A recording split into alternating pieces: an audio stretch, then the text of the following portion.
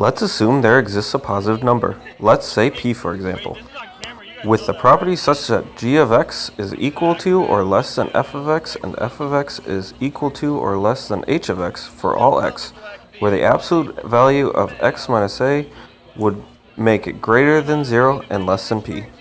Let us also assume that the limit of g of x and x toward a and the limit of h of x from x to a would equal to L. If we make these assumptions, then we can conclude that the limit of f of x and x to a would also be equal to L. Matt? Oh. We gotta have our names in it. We gotta be in there, so we gotta be able to identify the pictures. That's not gonna work. I totally wrote this in permanent, didn't I? Yeah, you did. Oh,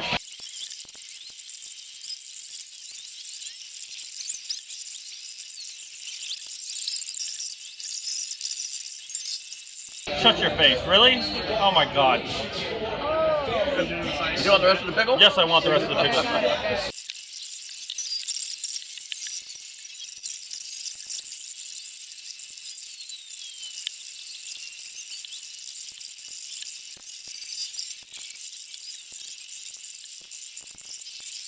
Let's assume that we have n1 and n2 that are both less than p. By doing this, we can say that the absolute value of x minus a is less than n1. This would imply that L minus epsilon is less than g of x. Likewise, the absolute value of x minus a would be less than n2, which would imply that L plus epsilon is less than h of x. If we define n to be the smaller number out of n1 and n2, then we could say that the absolute value of x minus a is less than n.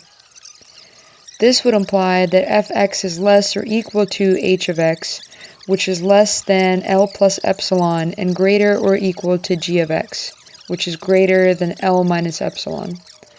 Knowing this, we know that the absolute value of f of x minus L is less than epsilon.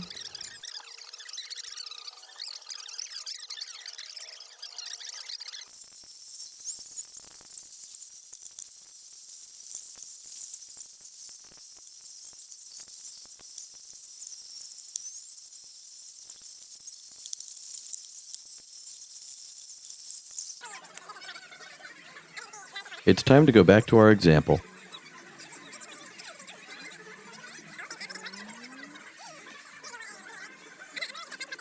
Let's say you have a function that is not differentiable at a point of interest, like this red one here.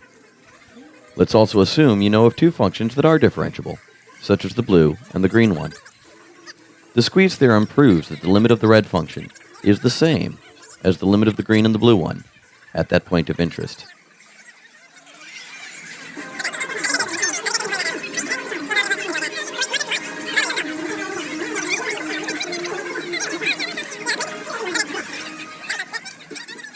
I stand before you to tell the truth most dire.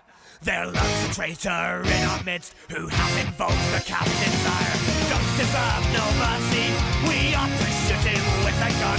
But I am not an evil man, so first let's have a little fun. We'll tie that scoundrel to a rope.